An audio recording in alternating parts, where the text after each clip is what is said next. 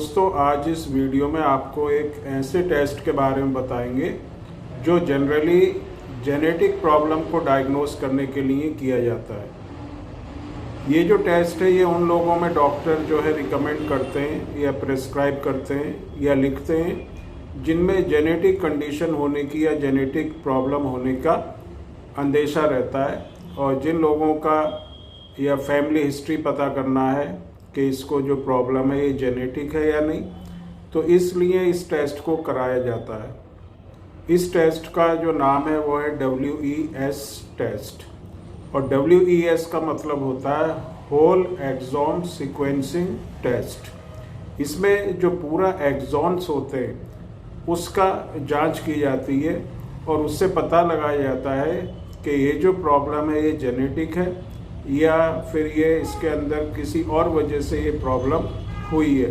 हमारी बॉडी के अंदर हर एक सेल के अंदर करीब 20,000 जीन्स होती हैं। एक सेल के अंदर लगभग 20,000 जीन होती हैं, और इन 20,000 जीन जो होती हैं उसमें आधी जीन जो हैं वो हम जो है अपने फादर से लेते हैं, और आधी जो बची हुई जीन्स होती हैं वो हमें मदर से मिलती हैं। मतलब माँ और बाप दोनों का कंट्रीब्यूशन होता है ये जीन ट्रांसफ़र करने में बच्चे में।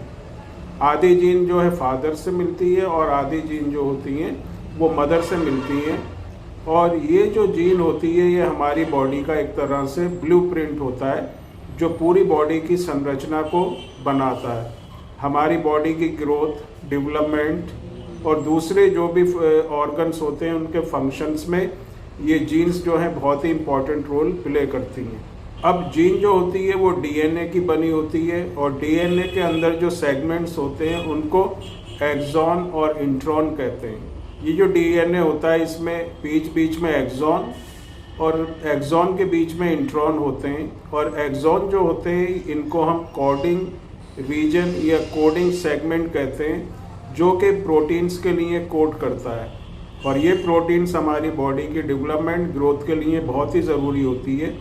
और जो दूसरा पार्ट होता है उसको हम इंट्रॉन कहते हैं, और इंट्रॉन जो होती है वो नॉन कोडिंग सेगमेंट होती है जीन की। और एक्सॉन और इंट्रॉन दोनों जो है आपस में मिक्स होके पूरी बॉडी का जीनोम बनाते हैं। एक्सॉन जो होते हैं बहुत ही इंपॉर्टेंट होते हैं, और ये जो पूरा हमारी बॉडी की जो जेनेटिक इन्फॉर्मेशन होती है उसका 1 से 2% पार्ट ये आपस में मिलके बनाते हैं। अब हम जो बात करेंगे वो एक ऐसी जीन के बारे में बात करेंगे जिसको हम कहते हैं डिस्ट्रोफिन जीन। और इस डिस्ट्रोफिन जीन में अगर किसी तरह का चेंज होता है, म्यूटेशन होता है एक्सॉन में, जो कि कोडिंग सेगमेंट होता है, उसके अंदर अगर किसी तरह का म्यूटेशन होगा, डिलीशन होगा, इंसर्शन होगा, डुप्लीकेशन होगा, तो ये जो डिस्ट्रोफिन जीन होती है ये एक तरह का प्रोटीन बनाती है जिसको हम डिस्ट्रोफिन प्रोटीन कहते हैं। और ये जो प्रोटीन होता है ये हमारी बॉडी की के अंदर जो मसल्स होती हैं, स्पेशली जो स्केलेटल मसल्स होती हैं, उनकी ताकत के लिए बहुत ही ज़रूरी होता है। डिस्ट्रोफिन जीन जो है सबसे बड़ी जीन मानी जाती है हमारी बॉडी के अंदर, जिसमें 79 एक्सॉन्स होते हैं।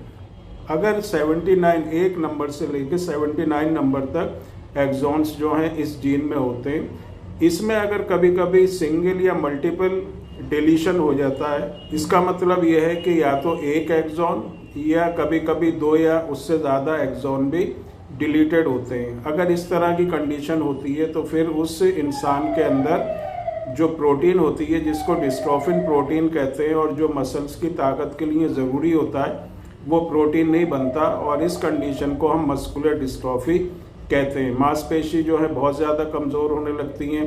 मांसपेशी को अगर प्रोटीन नहीं मिलेगा जो उसकी ताकत के लिए ज़रूरी होगा, तो मसल्स वीक होने लगेंगी और सूखने लगेंगी और श्रिंक होने लगेगी। मसल्स की जो ताकत है वो बिल्कुल ख़त्म हो जाएगी, और धीरे धीरे जो है आहिस्ता आहिस्ता ये मांसपेशी बिल्कुल ही सिकुड़ के और वॉस्टिंग ऑफ द मसल्स हो जाएगी।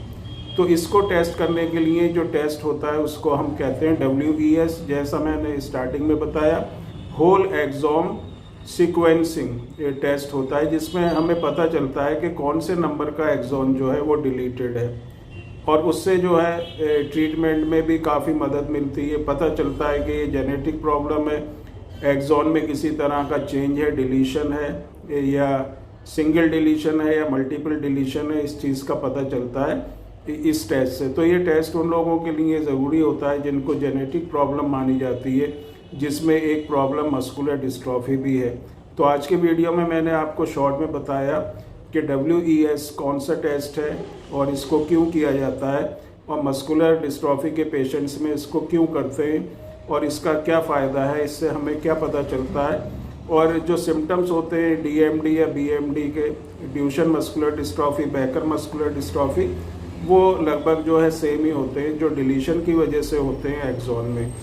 तो एक्सॉन में अगर किसी तरह का डिलीशन है तो मसल्स वीक होंगी, उससे जो है मस्कुलर डिस्ट्रॉफी की प्रॉब्लम होती है।